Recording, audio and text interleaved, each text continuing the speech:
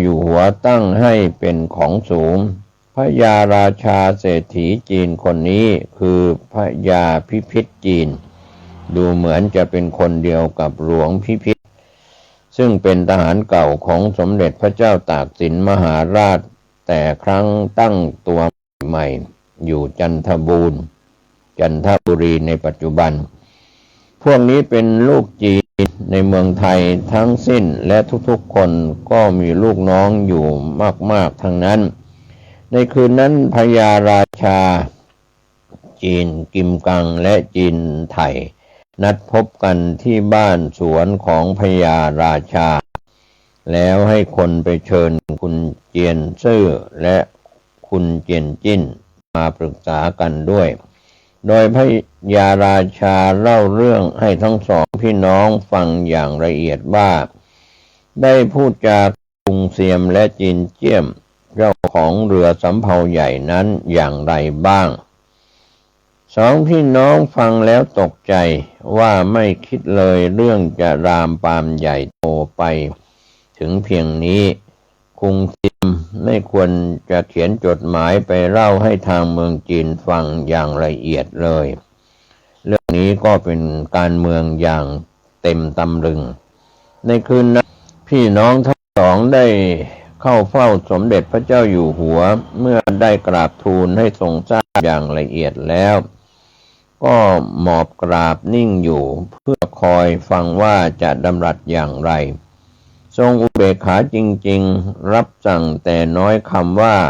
ด้วงคงไม่ทำอย่างนั้นในเดือนยี่ปีกุลเอกศกศักราช1141สมเด็จพระพุทธเจ้าอยู่หัวมีพระราชดำรัสให้นิมนต์สมเด็จพระสังฆราชพระราชาคณะทั้งปวงให้ขึ้นไปรับพระพุทธปฏิมากรแก้วมรกตเมืองสระบุรีแล้วให้แต่งเรือชัยเรือกิ่งขึ้นไปรับพระพุทธรูปที่เจ้าพญามหากษัตริย์ศึกและชะแก้วทหารทั้งปวงรบชนะเมืองลันช้างแล้วให้พระมาด้วยครั้นพระมาถึงตำบลบางธรณีจึงเสด็จพระราชดำเนินขึ้นไปรับโดยทางชนลมากทางน้ำพร้อมด้วยกระบวนนาวาพยุหะแห่ลงมาตราบเท่าถึงพระนครแล้วให้ปลูกโรงรับเสด็จพระพุทธปฏิมากรพระแก้วพระบางอัญเชิญขึ้นประดิษฐานไว้ณโรงข้างพระอุโบสถวัดแจ้ง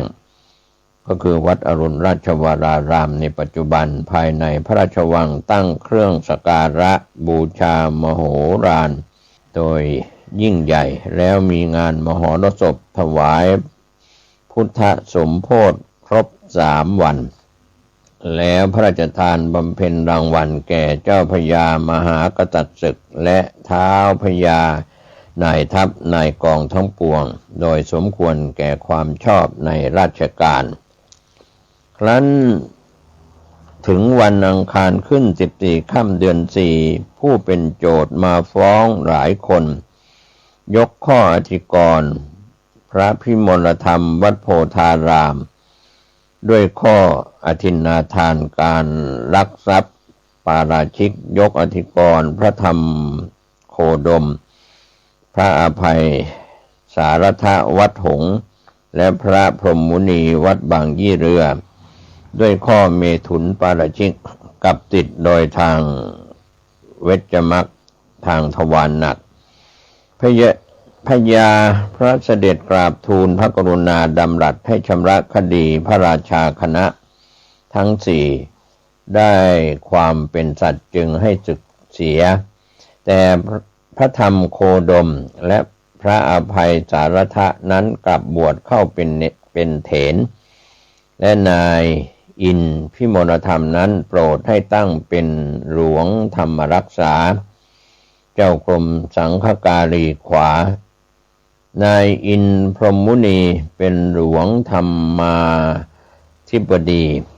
เจ้ากรมสังฆการีซ้ายพระราชทานภรรยาหลวงราชมนตรีผู้ถึงแก่กรรมให้เป็นภรรยาทั้ง2 คน แล้วโปรดให้พระธรรมเจดีย์วัดนาคเลื่อนเป็นพระพิมลธรรมมาอยู่ครองวัดโพธารามสืบไปแล้วโปรดให้พระญาณสมโภชวัดสลักเลื่อนเป็นพระธรรมเจดีย์ก็เป็นเอกสารจากพระราชพงศาวดารฉบับราชหัตถเลขาเล่ม2 ตอน 2 หน้า 168เรื่องยุ่งของพระสงฆ์ผู้ใหญ่นี้ยุ่งจริงๆจนถึงในรัชกาลพระพุทธยอดฟ้าจุฬาโลกมหาราชก็ยังมีเรื่องฟ้องร้องกันพระฟ้องพระหลายครั้งหลายหนเมื่อไต่สวนแล้วก็ถูกถอดบ้างถูกลงโทษบ้างมีแต่เรื่องบัตรสีทั้งนั้นเวรกรรมของเขามากเหลือเกินแต่ในรัชกาลที่1ไม่ได้ให้เป็นขุนนางหรือให้ผู้หญิงอย่างสมัยพระเจ้าตากสินมหาราชซึ่งทรงพระเมตตาชุบเลี้ยงด้วยเห็นว่าเป็นคนบวชเรียนแล้วเมื่อรับผิดก็ทรงให้อภัยขอให้จำเรื่องคนทำยุ่งให้หมองมัวในพระศาสนาเหล่านี้ไว้เพื่อพิจารณาในบทต่อไปบทที่16การเมืองของจีนกับการเมืองของพม่าสมเด็จพระพุทธเจ้าอยู่หัวทรงทราบแผนการของฝ่ายจีนซึ่งวางแผนมาเป็น3 แผนจากจีนกิมกังแท้ตั้งและจีนไทยแท้ลิ้มจีนทั้งสองนี้มีบรรดาศักดิ์เป็นนายทหารแต่โปรดให้เรียกชื่อเดิมเหมือนจีนคุงเซียมแผนที่1นั้นให้เร่งเงินให้ได้อย่างจริงจังเร่งร้อนแผนที่2นั้นให้พูดจาอ่อนโยนประเร้าประโลมใจให้ขอลูกสาวพระเจ้ากรุงปักกิ่งมาอภิเษกเป็นมเหสีโดยอ้างว่าเมื่อเป็นญาติกันแล้วพระเจ้ากรุงปักกิ่งจะได้ทรงช่วยเหลือเรื่องการเงินและเรื่องกองทัพจีนที่จะมาช่วยป้องกันบ้านเมืองเพราะตามท่าเรือต่างๆทั้งเมืองยวนเขมรพม่าลือกันแซดไปหมดแล้วว่าอาแจวุ่นกี้ซึ่งเป็นเชื้อพระวงศ์ผู้ใหญ่ของพระเจ้าอังวะและเป็นโปซุกแม่ทัพใหญ่ถืออาญาสิทธิ์เข้ามารบและเจ้าพญาจักรีเจ้าพญาสุรศรียอมแพ้โปอะแซวุ่นกี้จึงตั้งเจ้าพญาจักรีผู้พี่ให้เป็นเจ้าพญากษัตริย์และพม่าจะเป็นกำลังส่งกองทัพพม่ามาสนับสนุนให้เป็นฮ่องเต้ในเร็ววันนี้แผนที่3ถ้าแม้ประโลมใจแล้วอ้วงเกยังไม่ยอมก็ต้องบังคับว่าเพราะอ้วงเกเป็นลูกจีนแม้จะเกิดในเมืองไทยแต่ทางพระเจ้ากรุงปักกิ่งก็ยังถือว่าเป็นจีนตามพ่อปู่ย่าอยู่เสมอเมื่ออ้วงเกเป็นจีนก็ต้องขึ้นกับพระเจ้ากรุงปักกิ่งโดยตรงจะไปขึ้นกับพม่าไม่ได้แม้ไม่เชื่อฟังจะยกทัพขึ้นมาตีเมืองไทยให้แตกใน7 วันในปีพุทธศักราชข้างไทยก็2325นี้และกำชับด้วยว่าให้จีนคุงเซียมและบรรดาจีนทั้งหลายให้ช่วยกันพูดให้อ้วงเกยอมทำตามแผนที่วางมาให้ระลึกถึงบุญคุณของจีนซึ่งเป็นที่เกิดของพ่อแม่และปู่ย่าอย่ายอมไปเป็นเมืองขึ้นของชาติอื่นหรือยอมให้คนอื่นเอาเมืองไปนั่งเสียอย่างง่ายดายอ้วงเกทำมากู้บ้านเมืองมาจากพม่าด้วยความเหนื่อยยากแล้วอย่ายอมให้คนอื่นเอาไปกินง่ายๆทรงตรึกตรองอย่างหนักสมเด็จพระเจ้าอยู่หัวพระเจ้าตากสินมหาราชนั้นทรงศึกษาทั้งคดีโลกและคดีธรรมมาตั้งแต่ทรงพระเยาว์ พอจำความได้แต่พระชนมายุเพียง4 พระพรรษาสมเด็จพระราชบิดาก็จะทรงสอนและอบรมบ่มนิสัยโดยการเล่าเรื่องพงศาวดารจีนยกบุคคลตัวอย่างเช่นทรงเล่าเรื่องพระเจ้าเกียกและพระเจ้าติ้วซึ่งเป็นพระเจ้าแผ่นดินที่โหดร้ายทารุณต่อราษฎร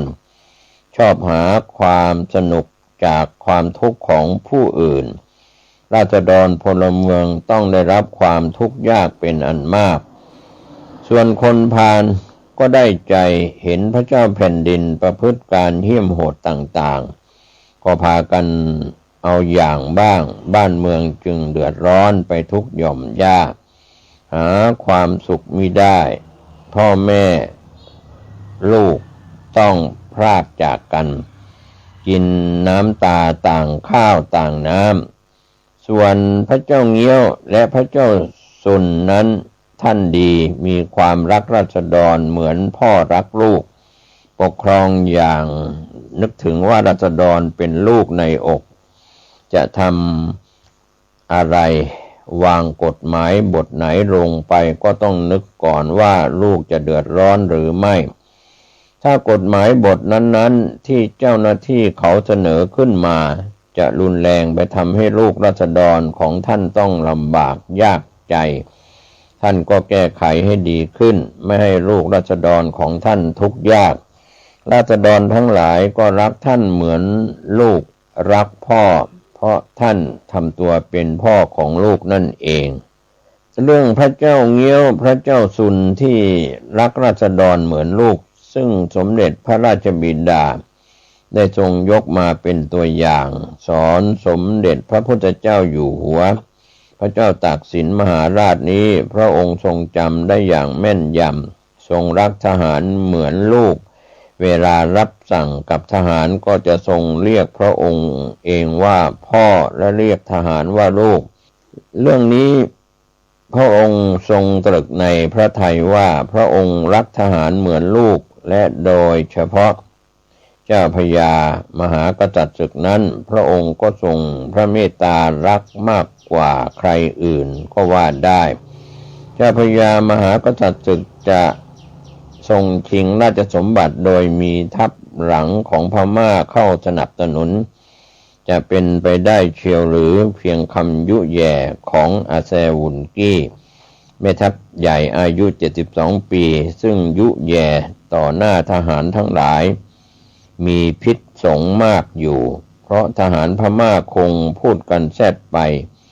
เมื่อกลับไปถึงเมืองพม่าก็คงคุยฟุ้งไปทั่วหมด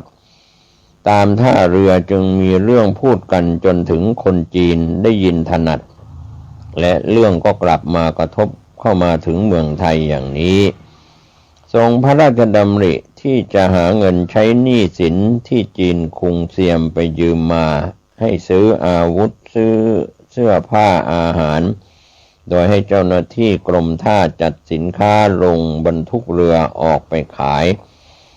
เอาสินค้านั้นใช้หนี้ตีเป็นราคาเงินยืมมาเท่าไหร่ก็ให้หักออกไปยอมทั้งให้ดอกเบี้ยเขาด้วยแต่การค้าขายไปมาไม่ค่อยปลอดภัยและการเงินจะชักช้าก็ไม่ได้จึงส่งให้ขุนนางออกไปเร่งเก็บภาษีอากรพวกหนึ่งอีกพวกหนึ่งให้ไปกรุงเก่าเพื่อขุดค้นของมีค่าที่เมื่อตอนเสียกรุงศรีอยุธยาได้ฝังไว้แล้วเจ้าของลืมที่เพราะบ้านเมืองถูกพม่าเผาจึงทำให้กลายเป็นที่เวิ้งว้างไปหมดจึงจำกันไม่ได้ทรงพระกรุณาให้ขุนนางไปลองขุดค้นดูเผื่อจะได้ขึ้นมาจะได้เอามาผ่อนใช้หนี้สินที่ยืมเขามาส่วนเรื่องที่จีนคุงเซียมทูลให้ขอลูกสาวเจ้ากรุงปักกิ่งมาเป็นมเหสีนั้น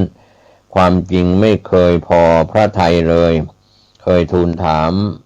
ท่านถึงเรื่องนี้ทรงตอบยิ้มว่าผู้หญิงไทยสวยๆก็มีมากแต่ในเวลานั้นเพื่อผ่อนหนักเป็นเบาในเรื่องหนี้สิน ซึ่งหา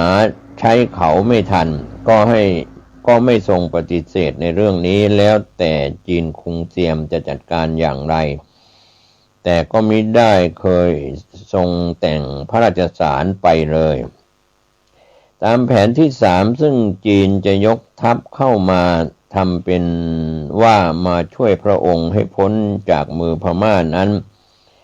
ทรงพิจารณาหลายครั้งการเมืองเป็นของสับปรับจะหาสัจจะอะไรมิได้แม้พระองค์ทรงเชื่อแต่ก็จะกลายเป็นเอาเมืองไทยไปเป็นเมืองขึ้นของจีนเท่านั้นและพระองค์อาจจะต้องเป็นพระเจ้าแผ่นดินหุ่นก็ได้ทรงคิดละเอียดรอบคอบหลายครั้งจนถึงคิดว่าฝ่ายจีนอาจจะคิดช่วยพระองค์โดยสุจริตก็ได้เพราะคนจีนรักพวกพ้องเห็นใครตกทุกข์ได้ยากก็มักจะโต้หลงกันจริงๆแต่ถึงจะทรงคิดว่าฝ่ายจีนจะช่วยอย่างไรพระองค์ก็ยังทรงถือว่าพระองค์เป็นไทยทรงพระราชสมภพในเมืองไทยพระราชชนนีเป็นสตรีไทยพระองค์ทรงรักเมืองไทยยิ่งด้วยพระชนชีพของพระองค์เองไม่มีสิ่งใดที่จะทำให้พระองค์โลกรักเมืองไทยอันเป็นเมืองแม่ของพระองค์ได้จึงทรงพระกรุณาให้จีนคุงเซียมเขียนจดหมายตอบขอบใจผู้ซึ่งวางแผนมาให้แต่ให้บอกว่ายังไม่ต้องการความช่วยเหลือถึงเพียงนั้นด้วยเมืองไทยยังสงบสบายอยู่เรื่องการเมืองเข้ามารบกวนพระไทยอยู่จนดึกพอเที่ยงคืนจึงได้ทรงบรรทมหลับสมเด็จพระพุทธเจ้าอยู่หัวพระเจ้าตากสินมหาราชบรรทมหลับจนยาม3ทรงได้ยินเหมือนใครเรียกพระองค์ว่าโพธิสัตว์โพธิสัตว์ตื่นเถิดครั้นทรงลืมพระเนตรขึ้นก็มิได้เห็นผู้ใดจึงทรงประทับนั่งและทรงทำสมาธิแบบโพธิสัตว์ตามอย่างพระราชบิดาคือท่องพระนามพระบรมโพธิสัตว์ว่ากวนอิมพอศักดิ์เป็นองค์ภาวนาส่วนพระไทยหมายตรึกถึงดอกบัวพระโพธิสัตว์ท่องพระนามไปครั้งหนึ่งพระหัตถ์ก็เลื่อนลูกประคำไปเม็ดหนึ่งจนกว่าพระจิตจะสงบเงียบเป็นคณิกะสมาธิเลื่อนขึ้นเป็นอุปจารสมาธิแล้วก็ทรงทำจิตให้แน่วแน่จนเป็นอัปปนาสมาธิขณะที่พระจิตอยู่ในสมาธินั้นพระองค์ได้ทรงทอดพระเนตรเห็นสมเด็จพระสัมมาสัมพุทธเจ้าอมิตาภะเสด็จไปประทับอยู่เบื้องหน้าในลักษณะรอยพระองค์อยู่สูงเสมอพระเศียรทางเบื้องซ้ายขวาของพระพุทธเจ้าอมิตาภะพระอวโลกิเตศวรอรหันต์หรือพระกวนอิมและพระมหาสถามะปราบประทับอยู่สมเด็จพระพุทธเจ้าอยู่หัวพระเจ้าตากสินมหาราชทรงทอดพระเนตรเห็นแน่ชัดแล้วว่าเป็นสมเด็จพระพุทธเจ้าอมิตาภะผู้ทรงพระเมตตาคุณยิ่งกว่าผู้ใดพระพุทธเจ้าพระองค์นี้แน่แล้วที่ทรงตั้งความปรารถนาไว้เป็นสัจจะว่าจะทรงช่วยสัตว์ทุกชีวิตให้ได้ขึ้นสู่สุขาวดีแดนพุทธะของพระองค์ก่อนพระองค์จึงจะเสด็จเข้าสู่พุทธเกษตรอันสงบทรงดีพระทัยเป็นอย่างยิ่งก็ทรง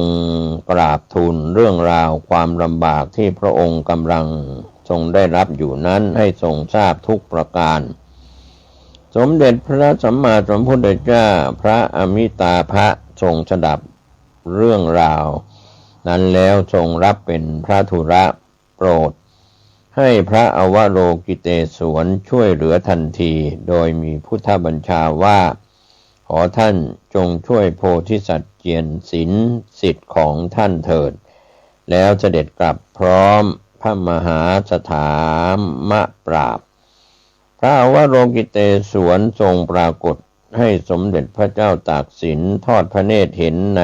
ภาคท่านผู้เฒ่าวัย90 ปีซึ่งมีลักษณะเป็นชายแก่สูงอายุหน้าขาวอวบอุ่มผิวสะอาดสีขาวชมพูอ่อนหนวดขาวยาวถึงอกสวมเสื้อผ้าอย่างผู้เฒ่าที่มีฐานะดีอย่างเดียวกับเมื่อชาติที่ท่านเป็นพระอาจารย์ของพระเจ้าตากสินมหาราชในชาติก่อนแล้วก็ถามศิษย์ของท่านว่า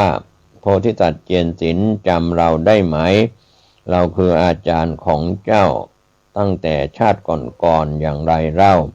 วันนี้มาให้เจ้าพบเห็นแก่ตาเพราะรู้ว่าเจ้ามีทุกข์มากนักเรื่องที่กราบทูลให้พระพุทธเจ้าทรงทราบนั้นพระองค์ทรงทราบก่อนแล้วเพราะได้ทรงสอดส่องทราบความทุกข์สุขของผู้ที่ระลึกถึงพระองค์อยู่เสมอ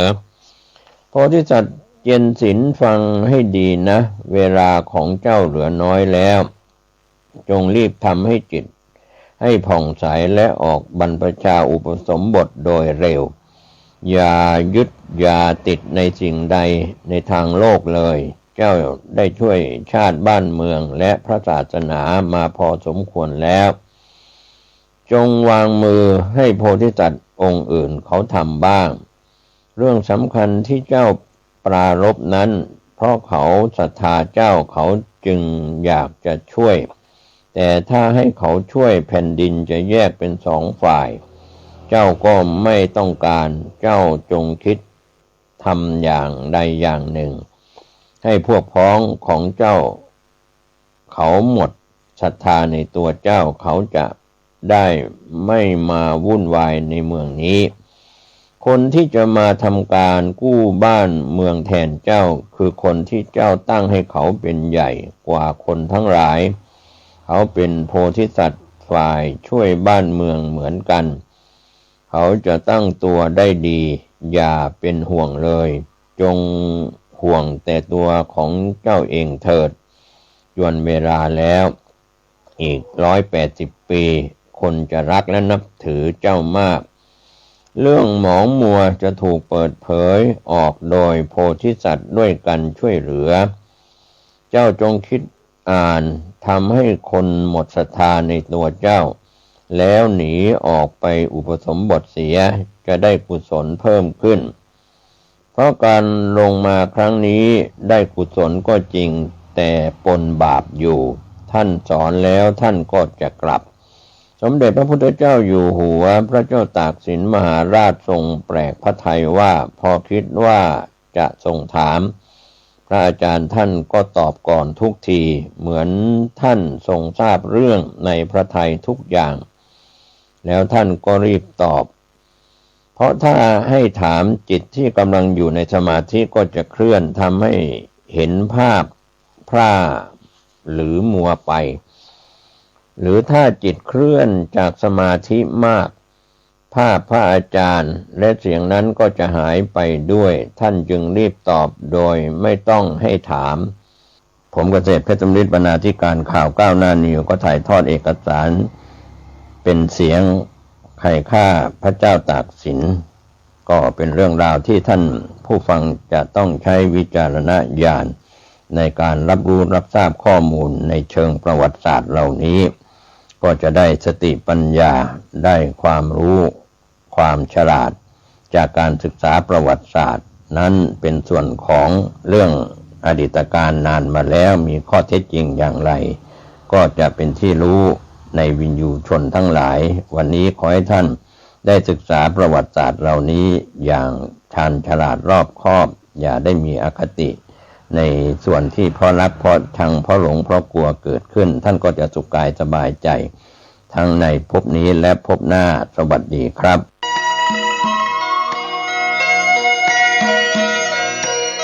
ศาลเพื่อการประชาสัมพันธ์โครงการปรับ ภูมิทัศน์และพัฒนาปรับพื้นที่รอบอุโบสถวัดป่าแดงมหาวิหารมติคณะกรรมการบริหารวัดป่าแดงมหาวิหารครั้งที่ 4/2567 ได้เห็นชอบและอนุมัติให้ดำเนินโครงการใช้เงินบริจาคและเงินสะสมของวัดเพื่อพัฒนา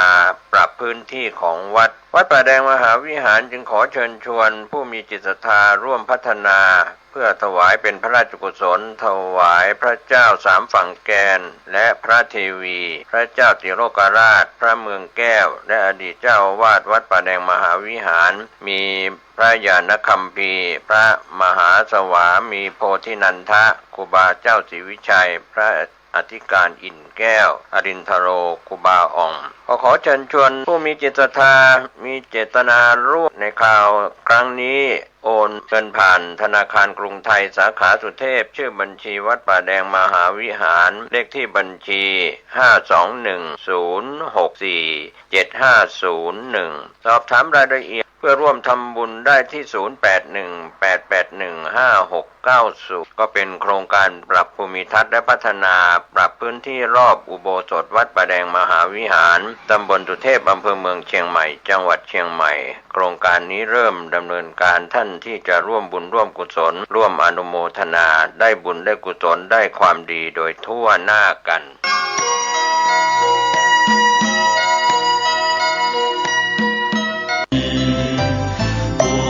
青成长大真谛，为人慈悲。เนื่องจากพระครูประภัสชัยคุณเจ้าวาดวัดชัยสถานป่าเศร้าน้อยเจ้าคณะตำบลสันปุเรเขต 2พร้อมด้วยคณะศรัทธาสาธุชนของ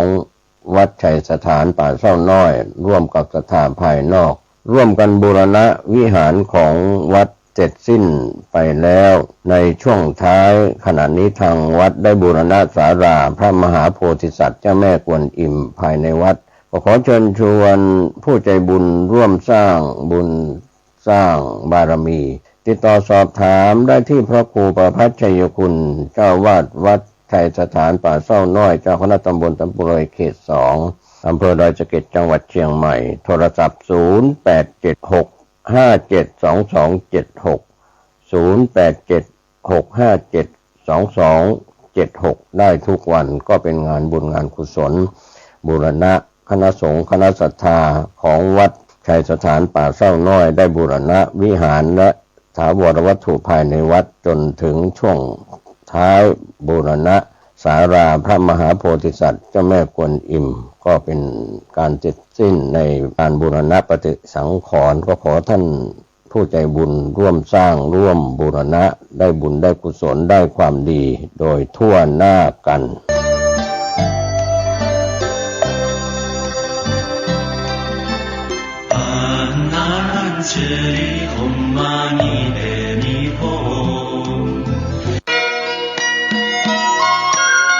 งานกุศลขอเชิญร่วมทำบุญสร้างสถานปฏิบัติธรรมวิปัสสนาบนพื้นที่6 ไร่เพื่อรำลึกถึงพระนางจามเทวีในโอกาสที่สืบสานเจตนารมณ์สร้างพระเจ้าตาเขียวสถานปฏิบัติธรรมแห่งนี้อยู่บริเวณหน้าวัดพระเจ้าตาเขียวโดยผู้ดำเนินงานพระครูภาวนาโสภิตฝ่ายวิปัสสนาผู้ช่วยศาสตราจารย์ด็อกเตอร์ปัจจุบันท่านดำรงตำแหน่งเจ้าวาดวัดบ้านเราพระเจ้าตาเขียวสอบถามรายละเอียดและร่วมเป็นเจ้าภาพสร้างสถานปฏิบัติธรรมได้ที่0969525159 หรือท่านผู้มีจิตศรัทธาร่วมทำบุญเป็นเจ้าภาพตามกำลังศรัทธาผ่านออนไลน์ธนาคารธกส.ชื่อบัญชีวัดบ้านเราเลขที่บัญชี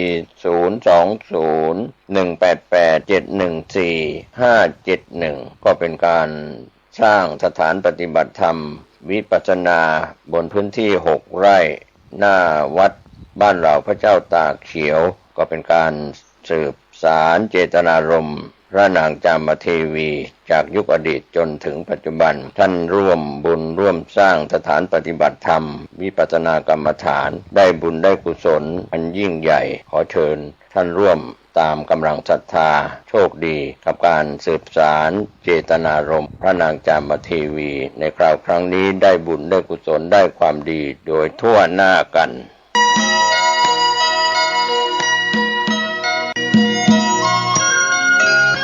ข่าวสารเพื่อการประชาสัมพันธ์ขอเชิญร่วมงานบุญมุทิตาจิตอายุวัฒนมงคลพระครูวินัยธรนันทวัฒน์อิสระยาโน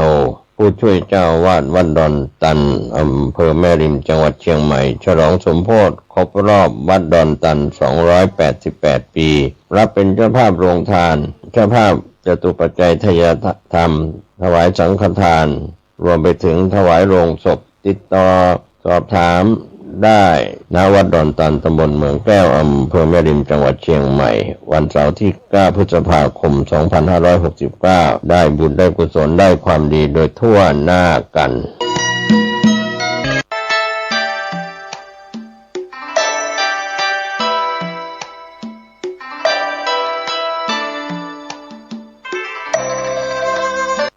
อันเพื่อการประชาสัมพันธ์กำหนดการทำบุญประจำปีวันกตัญญูรำลึกต่อบรรพชนผู้สร้างวัดโลกโมลีด้วยทางวัดโลกโมลีได้ยกฐานะจากวัดร้างเป็นวัดมีพระสงฆ์อยู่ตั้งแต่ปีพุทธศักราช 2544 โดยพระเดชพระคุณพระธรรมเสนาบดีเจ้าคณะภาคเจ็ดเจ้าวาดวัดพระธาตุดอยสุเทพราชวรวิหารเป็นประธานฟื้นฟูปีนี้ย่างเข้าสู่ปีที่ 26 ซึ่งเป็นการจัดให้มีการทำบุญอุทิศรำลึกถึงบรรพชนผู้สร้างวัดตั้งแต่อดีตจนถึงปัจจุบันเพื่อเป็นการแสดงออกซึ่งความกตัญญูกตเวทีทำบุญประจำปีพร้อมกับทำบุญสะเดาะเคราะห์สืบชะตาหลวงแบบล้านนาเพื่อความเป็นสิริมงคลแก่คณะศรัทธาวัดโลกโมลีเนื่องในโอกาสที่พระครูไพบูลย์เจติยานุรักษ์ด็อกเตอร์มีอายุ60 ปี40 พรรษาผู้ช่วยเจ้าวาดวัดพระธาตุดอยสุเทพราชวรวิหารเป็นประธานสงฆ์วัดโลกโมลีกำหนดวันพฤหัสบดีที่9 เมษายนช่วงเช้า 9:09 น.พิธีบวงสรวงเทพเทวาอดีตเจ้าวาดภิกษุสงฆ์สามเณรพระมหากษัตริย์ล้านนาและผู้อุปถัมภ์วัดโลกโมลีในอดีตพิธีทักษิณานุปทานสวดสะเดาะนพเคราะห์พิธีสวดมนต์ตันศุกร์ที่10 เมษายน 9:39 น.ประกอบพิธีสืบชะตาหลวงแบบล้านนา 11 นาฬิกาถวายภัตตาหารเพลและเปิดโรงทานแก่ผู้มาร่วมงาน 13 นาฬิกาแจกข้าวสารและสิ่งของต่างๆเทกระจาดก็เป็นส่วนที่ทางวัดโลกโมลีท่านที่สนใจจะรับเป็นเจ้าภาพโรงทานติดต่อที่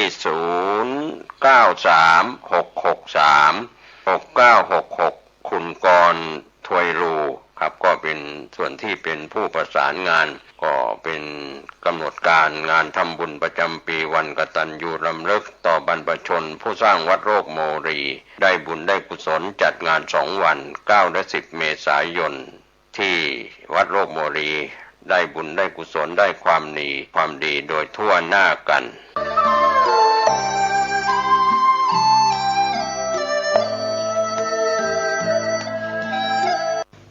สวัสดีครับท่านผู้ฟังที่เคารพการแบ่งปันความคิดดีๆวันนี้ผมกาเศรษฐ์เพชรสำริด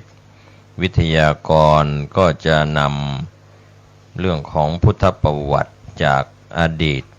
ครับนำเสนอให้ท่านได้รับรู้รับทราบรับฟังกัน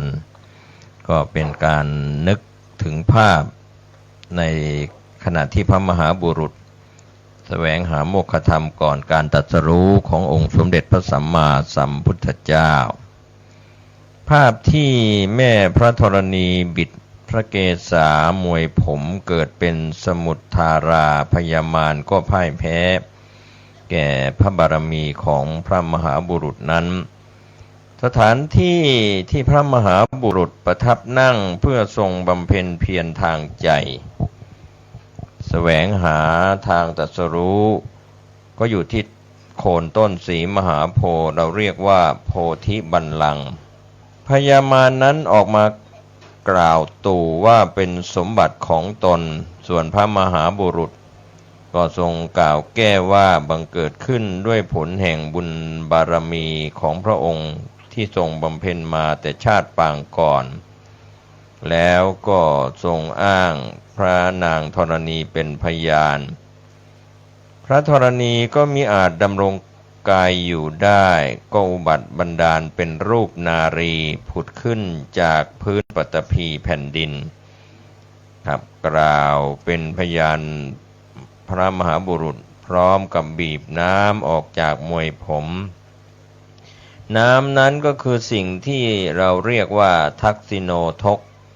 ก็ได้แก่น้ำที่พระมหาบุรุษทรงกรวดทุกครั้งที่ทรงบำเพ็ญบุญบารมีแต่ชาติปางก่อนเป็นลำดับมาซึ่งแม่พระธรณีเก็บไว้ที่มวยผมเมื่อนางบีบก็หลั่งไหลออกมาเป็นท่อทานมหานพนองท่วมไปทั้งประเทศในขณะนั้นประดุจห้วงมหาสาครสมุทรมูมาน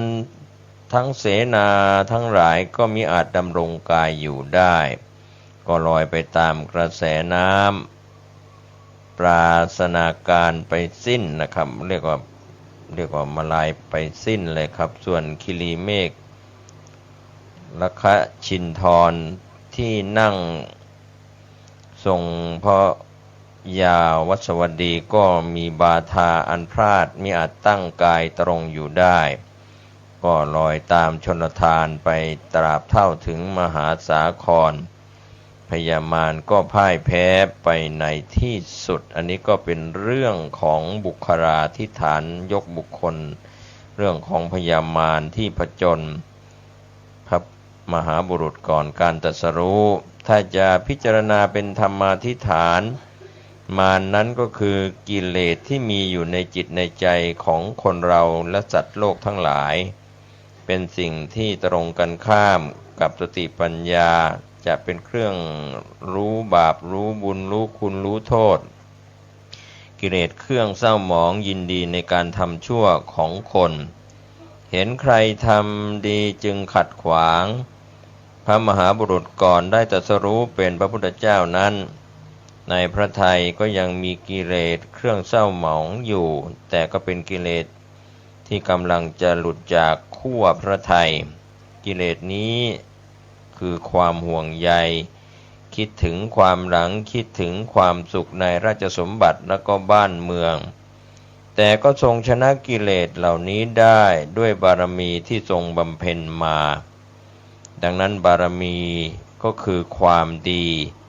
พระมหาบุรุษก็ทรงรำพึงว่าชีวิตดวงหทัยในเนตรที่ท่านทรงบริจาคให้เป็นกุศลผลทานมาก่อนนั้นถ้าจะเก็บรวมไว้ก็จะมากกว่าผลไม้ในป่ามากกว่าดวงดาวบนท้องฟ้าความดีที่ทำไว้นั้นไม่หนีไปไหนถึงใครไม่เห็นฟ้าดินก็เห็นดินก็คือแม่พระธรณีก็เป็นส่วนหนึ่งนะครับในการผจญมารภาพนี้ก็ผ่านไปก็พอรุ่งอรุณก็ได้ตรัสรู้เป็นพระพุทธเจ้าเทวดาฝ่ายฟ้อนร่อนรำถวายเป็นพุทธบูชาเมื่อพระมหาบุรุษทรงชนะมารเหล่านั้นแล้วพระอาทิตย์ก็ตก